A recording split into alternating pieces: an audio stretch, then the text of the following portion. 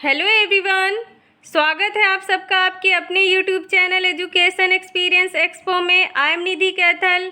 Friends, हमने जनवरी से जून तक की करंट अफेयर्स वीडियो सीरीज शुरू की है और आज लेकर आए हैं हम video series part 6। Friends, video के लास्ट में हमने जीके के 10 इम्पॉर्टेंट पॉइंट्स को भी इसमें ऐड किया है, सो प्लीज़ आप वीडियो को पूरा देखिएगा। आई होप आज का वीडियो आपको काफ़ी अच्छा लगेगा।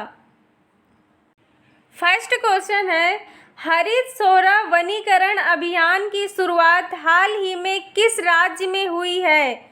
ऑप्शन ए मेघालय में, बी मिजोरम में, सी मणिपुर में या डी असम में। आपका आंसर है ऑप्शन ए मेघालय में। 25 जुलाई 2021 मेघालय के चेरापूंजी में हरित सोहरा वनीकरण अभियान की शुरुआत की गई है। यह वनीकरण अभियान असम राइफल्स की मदद से मेघालय सरकार द्वारा चलाया जाएगा। इस अभियान से इको टूरिज्म को और राज्य पर्यटन को बढ़ावा मिलेगा।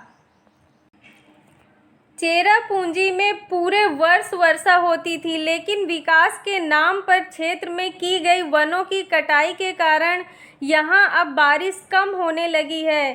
चेरापूंजी को स्थानीय रूप से सोहरा के नाम से जाना जाता है। इस अभियान में वृक्षारोपण के लिए असम राइफल्स चेरापूंजी के पूरे इलाके को गोद लेगी। इस क्षेत्र के कुल भूमि क्षेत्रों का 80% और उससे अधिक लंबे समय तक पेड़ लगाने के लिए तैयार किया गया है और बाकी बचे क्षेत्रों का उपयोग नर्सरी, सजावटी पौधे और पशु चारा के लिए किया जाएगा। मेघालय के वर्तमान मुख्यमंत्री हैं कानराड संगमा।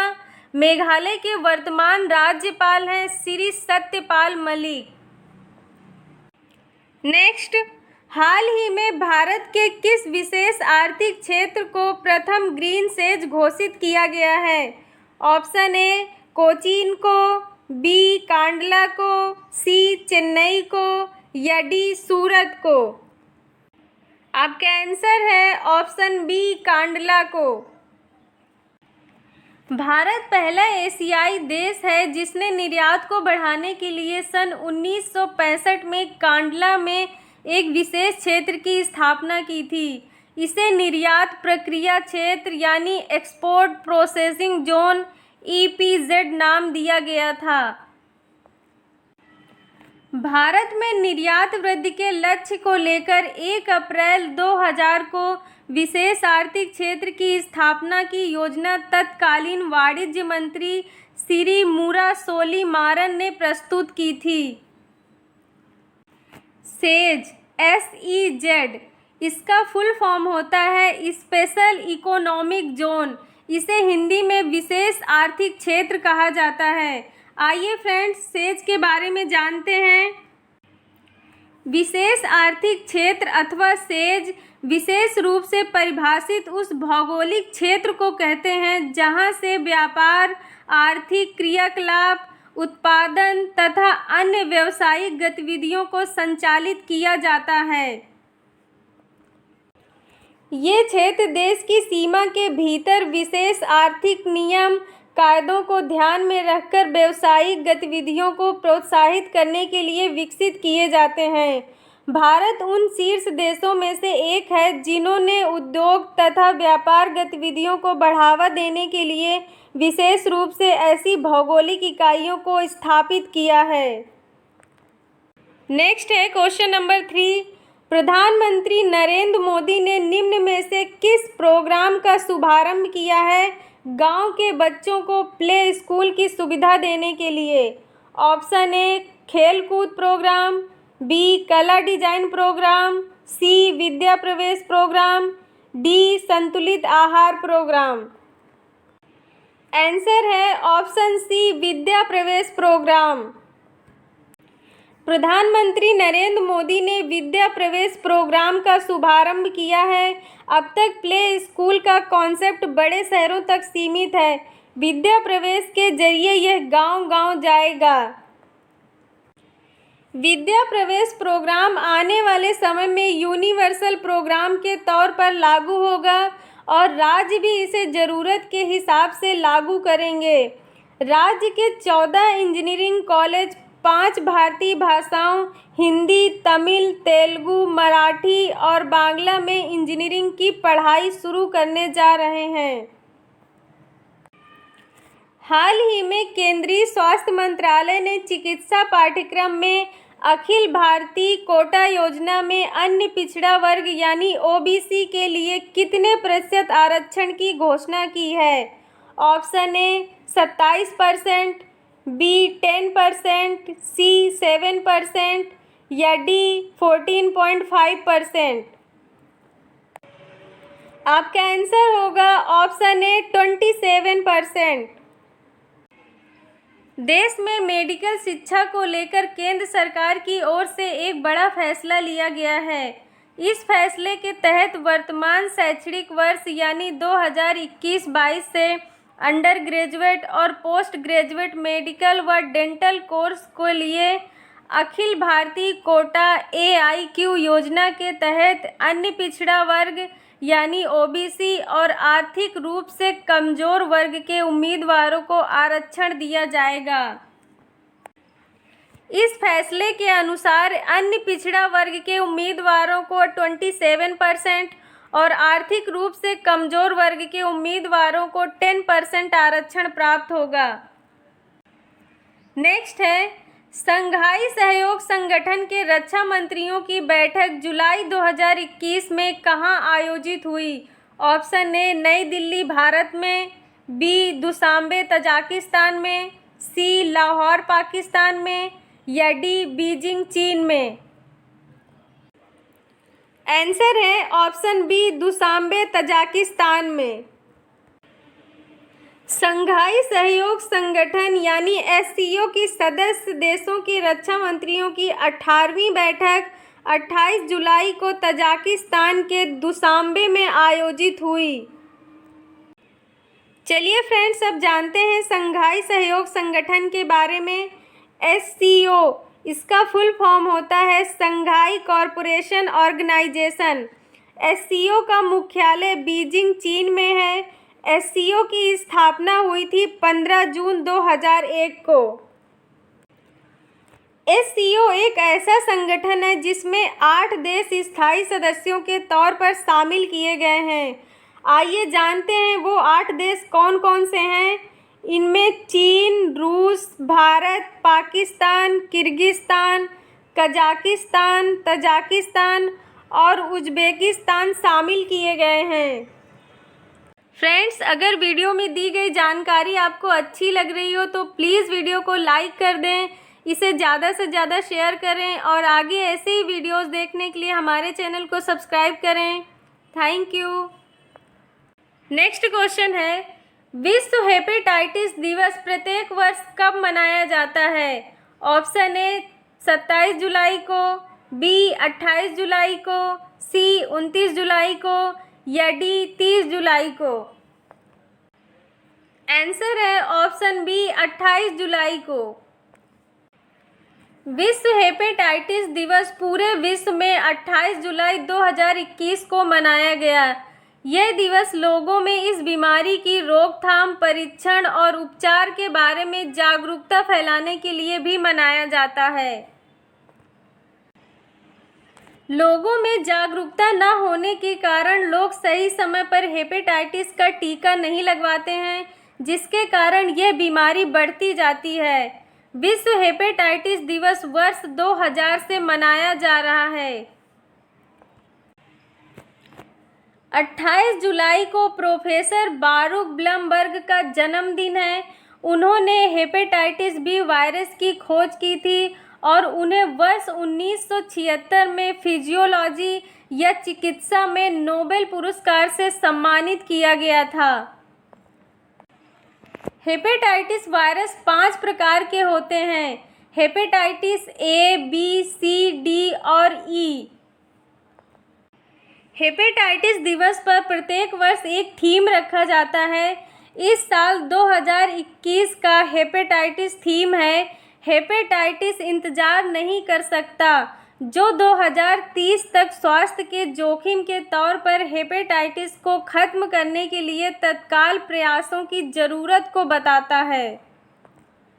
नेक्स्ट, मानव तस्करी के खिलाफ विश्व दिवस निम्न में से किस दिन मनाया जाता है?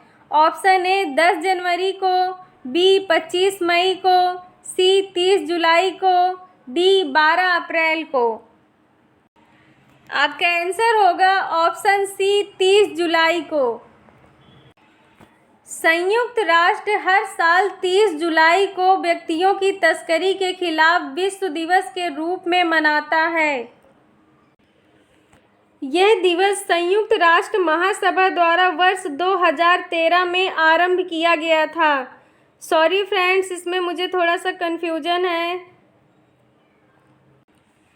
विश्व दिवस के लिए 2021 की थीम है पीड़ितों की आवाज़ें आगे बढ़ेंगी।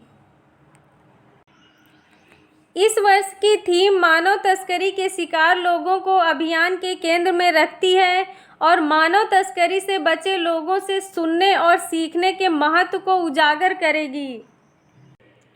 नेक्स्ट, हाल ही में किस राज्य सरकार ने बांस औद्योगिक पार्क की आधारशिला रखी है? Option A Punjab, B Bihar, C Delhi या डी असम। आंसर है ऑप्शन डी असम। असम के मुख्यमंत्री हिमंत बिस्वा शर्मा ने दीमा हसाओ जिले के मंडेरडीसा में एक बांस औद्योगिक पार्क की आधारशिला रखी है।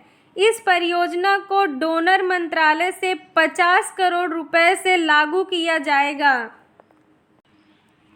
डीमा हसाओ में उत्पादित बांस पहले ज़्यादातर पेपर मिलों को निर्यात किया जाता था। हालांकि पार्क के पूरा होने के साथ टाइल्स, अगरबत्ती, छत आदि के उत्पादन के लिए बांस का उपयोग करने के लिए नए रास्ते खुलेंगे, जिससे लोगों को अधिक आर्थिक लाभ होगा। असम के वर्तमान राज्यपाल हैं जगदीश मुखी। वर्तमान मुख्यमंत्री हैं हिमंत बिस्वा शर्मा। असम की राजधानी है दिसपुर। नेक्स्ट, हाल ही में पाकिस्तान के किस पूर्व राष्ट्रपति का 80 वर्ष की उम्र में निधन हो गया है? ऑप्शन ए ममनून हुसैन का, बी परवेज मुशर्रफ का, सी आसिफ अली जरदारी का या डी इनमें से कोई नहीं। आपका आंसर होगा ऑप्शन ए ममनून हुसैन का। पाकिस्तान के पूर्व राष्ट्रपति ममनून हुसैन का 14 जुलाई 2021 को कराची में निधन हो गया। ममनून हुसैन 80 साल के थे।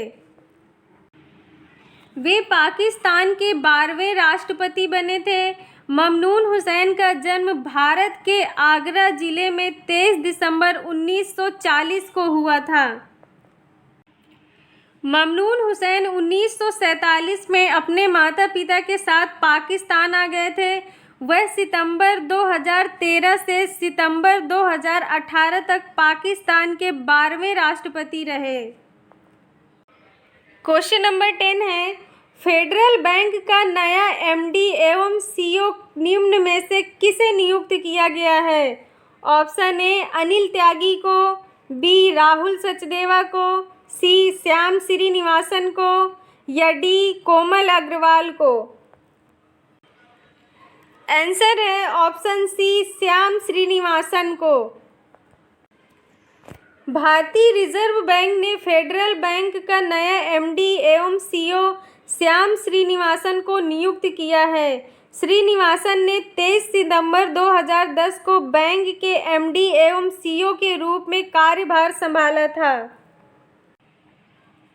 बैंक ने एक रेगुलेटरी फाइलिंग में कहा है कि आरबीआई ने 23 सितंबर 2021 से 22 सितंबर 2024 तक 3 साल के लिए बैंक के मैनेजिंग डायरेक्टर और चीफ एग्जीक्यूटिव ऑफिसर के रूप में श्याम श्रीनिवासन की फिर से नियुक्ति की मंजूरी दे दी है। आइए फ्रेंड्स जानते हैं आरबीआई के बारे में। आरबीआई की स्थापना 1 अप्रैल सन 1935 को reserve bank of India act 1934 के अनुसार कोलकाता में हुई थी। आरबीआई का मुख्यालय मुंबई, महाराष्ट्र में है। आरबीआई के वर्तमान गवर्नर शक्तिकांत दास हैं। आरबीआई के प्रथम गवर्नर सर ओसबोर्न स्मिथ थे। 1935 में स्थापना के बाद से लेकर भारतीय रिजर्व बैंक की कमान अब तक कुल 25 गवर्नर संभाल चुके हैं। वर्तमान सदस्य शक्तिकांत दास रिजर्व बैंक के 25वें गवर्नर बने हैं। चलिए फ्रेंड्स, अब जानते हैं जीके के 10 इम्पॉर्टेंट पॉइंट्स। फर्स्ट पॉइंट है, आर्य समाज की स्थापना स्वामी दयानंद सरस्वती ने की थी। सेकंड, गौतम बुद्ध का बचपन का नाम सिद्धार्थ था। थर्ड, टेलीविज़न का आविष्कार जॉन लोगी बेयर्ड ने 1925 में लंदन में किया था। पॉइंट नंबर 4 है, विश्व रेड क्रॉस दिवस 8 मई को मनाया जाता है। पॉइंट नंबर 5, भारत में रेल का आरंभ 16 अप्रैल 1853 ईस्वी में हुआ था। पॉइंट नंबर 6, संयुक्त राष्ट्र संघ की स्थापना 24 अक्टूबर 1945 को हुई थी। पॉइंट नंबर 7 है, सिख इतिहास में लंगर प्रथा की शुरुआत गुरु अंगद देव ने की थी। पॉइंट नंबर 8 है, आज़ाद हिंद फौज की स्थापना सिंगापुर में की गई थी। पॉइंट नंबर 9 है, भारत का नेपोलियन समुद्रगुप्त को कहा जाता है। पॉइंट नंबर 10 है, गांधी जी को महात्मा गांधी की उपाधि रविन्द्रनाथ टैगोर ने दी थी। Thanks for watching friends. अगर वीडियो अच्छा लगा हो तो प्लीज़ वीडियो को लाइक करें, इसे ज़्यादा से ज़्यादा शेयर करें और आगे ऐसे ही और वीडियोस देखने के लिए हमारे चैनल को सब्सक्राइब करें। Thank you so much. All the best.